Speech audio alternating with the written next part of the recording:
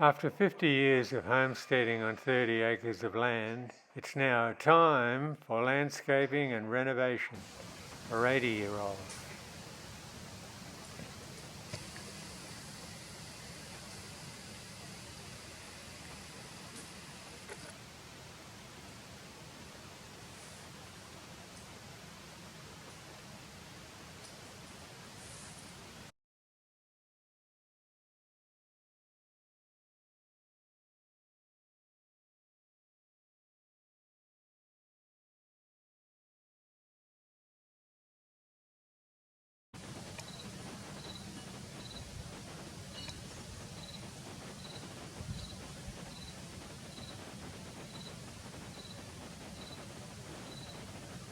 Good morning, it's Harry Buckley speaking. And Bailey. You want to have a little chat too? Oh, you do? Okay, we're here on this wet morning, and I'm going to look. He's going to interrupt us the whole time, so that's all right. Here's his sausage. Come on. Yeah.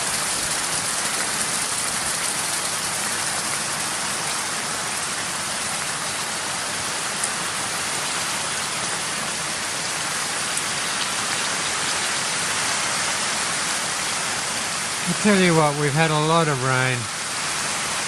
A lot of rain. The tanks have been overflowing since November last year. It's not as if we've had a huge quantity of rain, it's just that it rains every day, basically. You know, I mean, this is a shower, this will go on, 10 minutes or so. We had an inch in the rain gauge yesterday. Just doesn't seem to stop. We've had a metre of rain in 24 hours, which is 3 foot of rain in 24 hours at times, a few years ago. We're not getting the same quantity of rain, but it's just more constant. It's unbelievable. Well, it looks like a break in the weather here, and I'm going to have a go at clearing the slope with the Honda brush cutter. These are great brush cutters. The only problem with them is the harness. The harness is useless. For some reason it won't sit straight on your back. It really hurts your back, so why haven't they figured that out, I don't know. It's a great motor, great little brush cutter. But that's one big fault with it, the harness. I have seen pictures of people using still brush cutters, and the harness on them looks much neater, much more comfortable. You can probably see the great big pieces of foam I've got strapped to the harness. That actually takes a lot of bruising off your leg. I've got 3 of these brush cutters. One I've had for about 10 or 15 years. This one is fairly new, and I've got the biggest one of the range for those heavy woody weeds you can see. I can't get it with this one. This has got the plastic cord on it. The plastic cord does a good job because it really mulches up all this stuff, whereas the blades don't. But the big brush cutter I have, the big Honda brush cutter, which is a huge bloody machine, I can tell you, but it will just go through just about anything. So all this stuff here, it'll just rip through it, no worries at all. But yeah, you can see I've just about got a mattress on my leg to keep it from bruising me. But anyway, it works.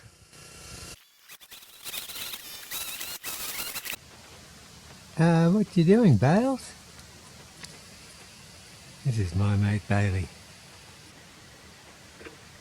This is the new laundry garden shed that I've built. The other one got eaten by white ants. so it had to come down. Now I want to remove this raised garden bed and take all the bricks away, and then this will be all grass right through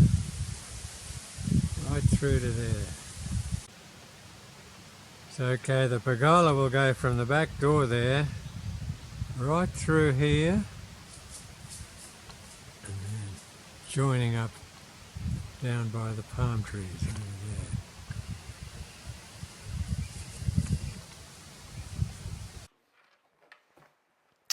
These staghorns just grew on their own. It's quite amazing, really. They're growing on palms.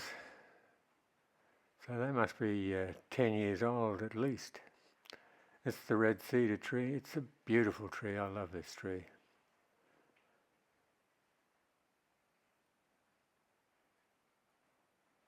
And Bailey. Yeah, I love that little puppy dog too. So that's the roots of the red cedar, which I've been covering up. This woody weeds down here, all the way down to the tank. There is a small fig in there, which I'll leave that, but everything else can go. Cut it all down, open this up. What do you reckon, little fella? So I've been brush cutting in here for the last couple of days, or when it hasn't been raining. One reason I like to brush cut after the rain, or when it's wet, is that you don't get the dust. I just cannot handle dust. So after a good rain, which we had yesterday, must have had another inch yesterday. This is really wet, and it just makes it that little bit easier when you don't have to wear a dust mask, and they never really work that good. So there's a sort of a fig tree in here somewhere. I'll leave that there, and I think I don't know what else is in there, but basically most of that can come out. It's these woody weeds that just make life so hard. So what I need to do is to get all of this cleaned up, get rid of all the woody weeds. I'll have to poison them. There's no way out of it. You just have to do it. You don't want them coming back up all the time. They still come back up anyway. Now, what I'd like to do is to get these really sort of these banks like this. I suppose this bank is about 9 foot up to there. Comes down to about 5 foot here. I want to get it so that it's going to be sort of weed free, or it's all about fire prevention here. That's what I'm all about. So I mean, this sort of cover, I don't really mind. Some people call them weeds, but I don't really care. It's a bit of a fire suppressant. It's wet and sort of non-fiery at the moment, but in a drought it'll be bad. And you can see what's happening here. All these palm fronds. There's nothing easy about palms. They're a real pain. They drop fronds all the time, and the fronds get hung up in the tree itself, and that makes a really a nice place for a fire to really roar up trees, close to the house. So I don't want that. I want to get rid of all of that sort of stuff. I want to get the land around here, particularly around the house, pretty fireproof. That's my main aim, is to get it pretty, as best I can, fireproof. That means getting rid of all of these woody weeds. Just a few trees, just these high trees that all of these trees I've planted. So it's just all this woody weeds and ferns and stuff that are growing, which make it fire prone. So that's what I've got to sort of work towards, a non-fire landscaping. Now, I don't know much about plants or what the names of them are, so I certainly don't know the botanical names. But I do like flowering trees, I do like flowering bushes. I like anything that flowers, really, and anything that's really non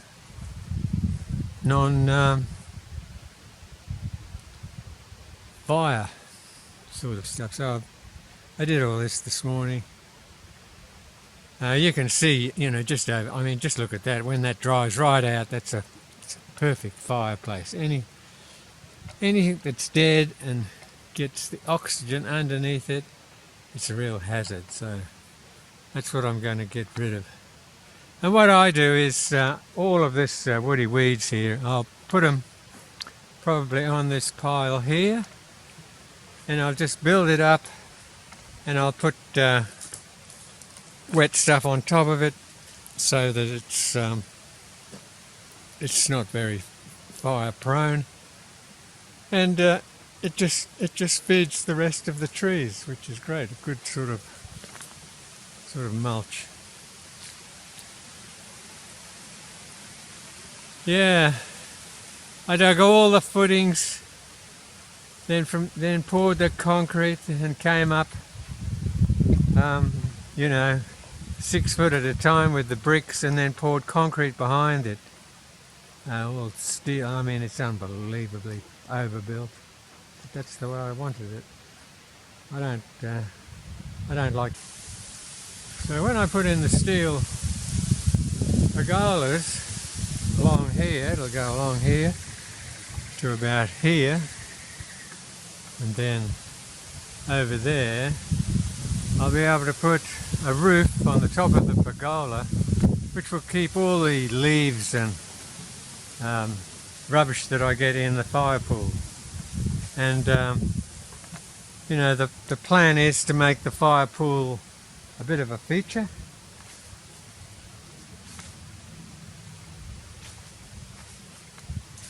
So that's the first bit that I've got to do, is clear woody weeds, dead grass, and just move out from the house slowly. And so the plan is to move out from the house in a circle and just move out gradually.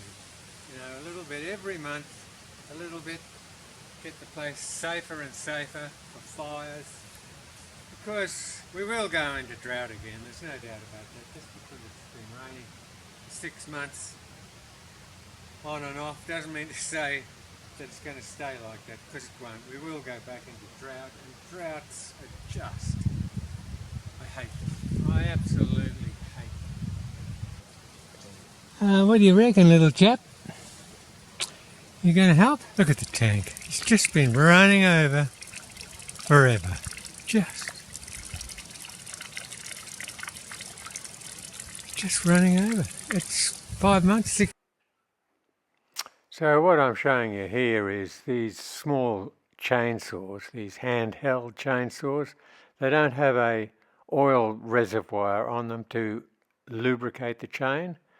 So what I do, I get a honey pot, put a bit of oil, any oil will do, and put it in the honey pot, and then turn the chainsaw on, and brrr, brrr, you've just lubricated your chain for the next few minutes. And you need to keep doing that every few minutes to keep your chain lubricated.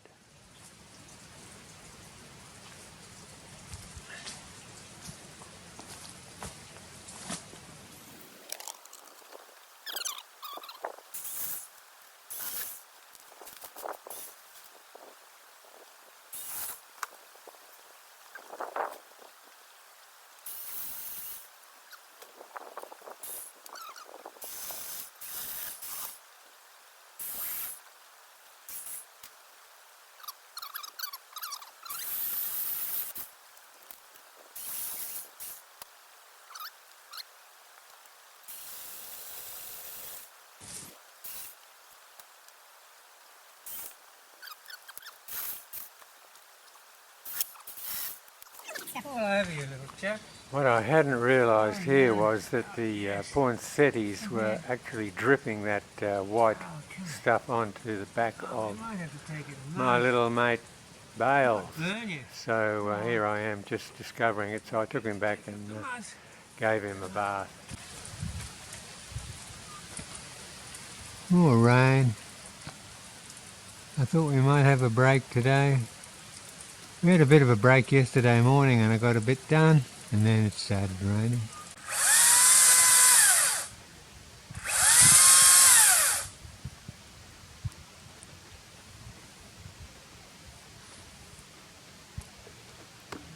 You have to be so careful when you're doing this sort of chainsawing because you can't really see past all this vines and stuff like that.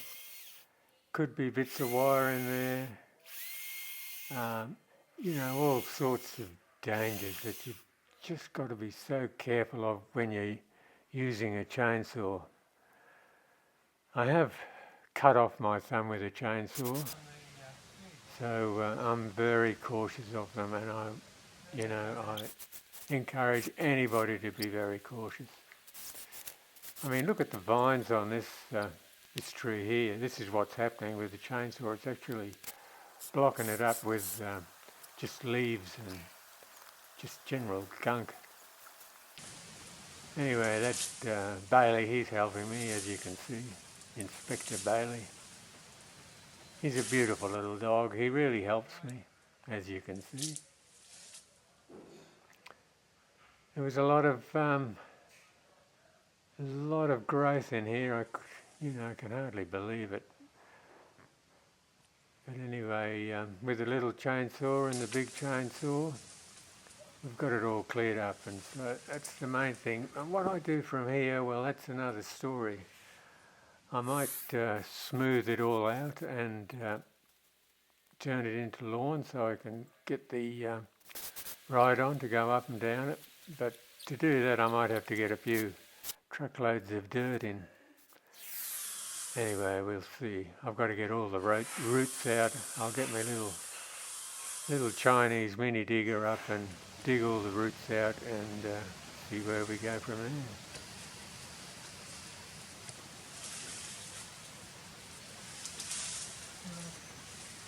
I think I can get to that Mexican.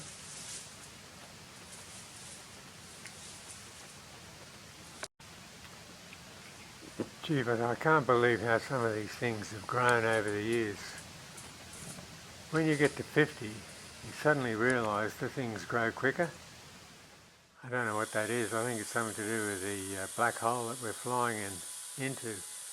That's why time seems to go fast. Certainly going fast for me. Anyway, here comes that Mexican,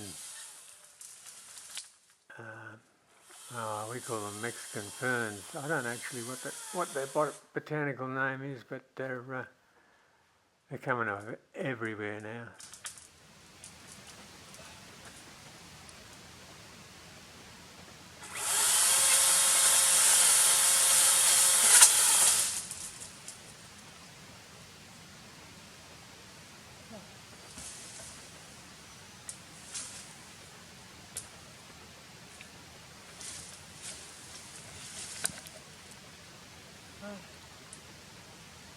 Smoker.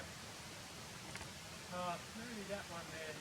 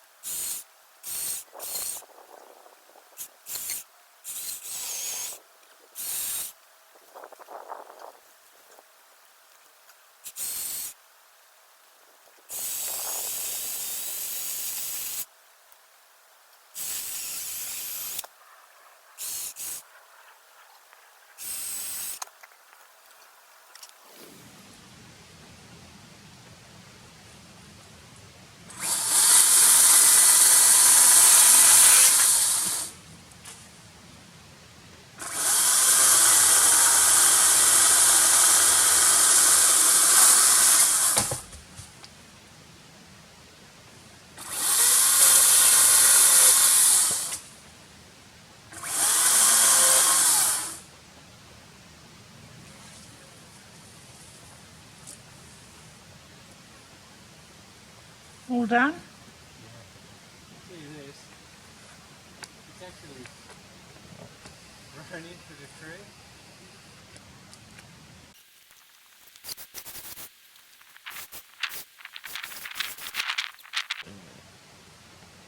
Well, there you go.